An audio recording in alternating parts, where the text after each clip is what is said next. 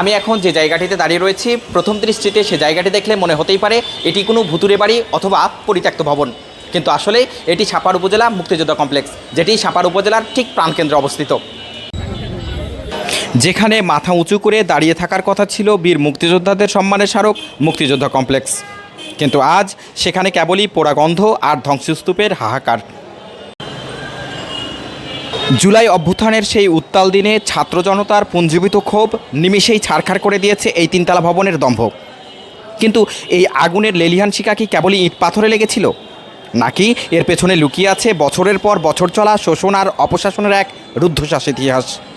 অভিযোগ রয়েছে এই কমপ্লেক্সটি ছিল পতিত সরকারের খাদ্যমন্ত্রীর একান্ত আস্থাভাজন ইস্পাত জেরিন মিনা এবং তার সঙ্গী জুয়েলের অঘোষিত কেল্লা। পার্শ্ববর্তী পত্নীতলা থেকে এসে সাপারে ভোটার হওয়া আর রাতারাতি নিষিদ্ধ মহিলা লীগের সাধারণ সম্পাদকের চেয়ার দখল সবই ছিল এক অদৃশ্য ক্ষমতার কারিশ্মা। নেতাদের ক্ষোভকে বৃদ্ধাঙ্গুলি দেখিয়ে মিনাই হয়ে উঠেছিলেন সাপাহারের অঘোষিত সম্রাজ্ঞী। মুক্তিযোদ্ধা কমপ্লেক্স হলেও সেখানে মুক্তিযোদ্ধাদের কোনো ঠাঁই ছিল না। এই মিনা ম্যাডাম আমাদের মুক্তিযোদ্ধা পরিচয় দিলেও আমাদের উত্তর দিত না, বরং মিনার পরিচালিত এমফুড কর্নার হয়ে উঠেছিল অনৈতিক কাজের আখড়া। স্কুল কলেজ পড়ুয়াদের বিভ্রান্ত করা থেকে শুরু করে গ্রামের নিরীহ মেয়েদের চাকরির প্রলোভনে অনৈতিক কাজে বাধ্য করার মতো গুরুতর অভিযোগ এখন মুখে মুখে। উপজেলা প্রশাসন থেকে শুরু করে থানা পুলিশ সবই ছিল মিনা জুয়েল সিন্ডিকেটের হাতের পুতুল।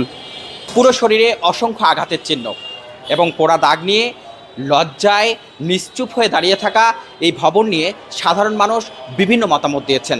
5ই আগস্টের প্রায় 2 বছর অতিক্রম বা হতে চলছে, এখনও কেন সংস্কার হচ্ছে না? এটাই হচ্ছে আমার দাবি, যে এটা যেন দ্রুত সংস্কার করা হয়। চাই মিনার বিচার হোক, আমরা চাই এই ভবনটি দ্রুত মেরামত হোক, মুক্তিযোদ্ধা কমপ্লেক্সটা মেরামত করে মুক্তিযোদ্ধার হাতে তুলে দেওয়া হোক। দুঃখের বিষয়, আমরা সেই দিক দিয়ে গেলে আমাদের চোখের পানি বের হয়।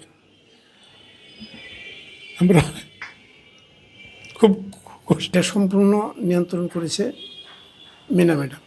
এই দোকানের মধ্যে 8টি দোকান তার নিয়ন্ত্রণে ছিল। সে 8টি দোকানের কোনোদিন কোনো ভাড়া বা সিকিউরিটি দেয়নি। ইউনো সাহেবের কাছে গেছি, ওনার কাছে বলেছি আচ্ছা ঠিক আছে এটার ব্যবস্থা নেওয়া হবে। ইউনো সাহেব বলেছেন এটার ব্যবস্থা নেওয়া হবে, কিন্তু কোনো ব্যবস্থা নেননি। এই এলজিডি ইঞ্জিনিয়ার সাহেবও কোনো পদক্ষেপ নেননি।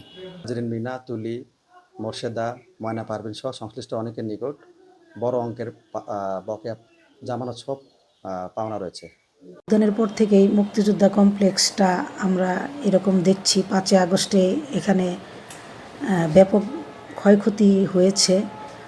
গ্লাসগুলো ছিল মুক্তিযোদ্ধা কমপ্লেক্সের প্রত্যেকটা গ্লাসই মোটামুটি ভাঙা হয়েছে।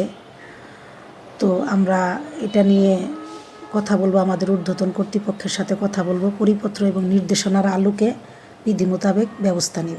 প্রশ্ন এখন একটি, শরীরে অসংখ্য আঘাতের চিহ্ন এবং পোড়া দাগ নিয়ে লজ্জায় চুপসে যাওয়া এই মুক্তিযোদ্ধা কমপ্লেক্স কি সত্যিই কোনো সংস্কারের মুখ দেখবে, নাকি ক্ষমতার অপব্যবহার এবং জনরোষের এক জীবন্ত সাক্ষী হয়ে দাঁড়িয়ে থাকবে মহাকালের কাঠগড়ায়?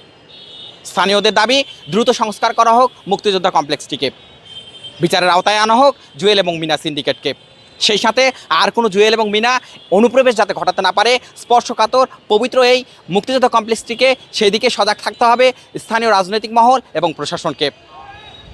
হায়দার মোহাম্মদ নাসির, সাপাহার, নওগাঁ।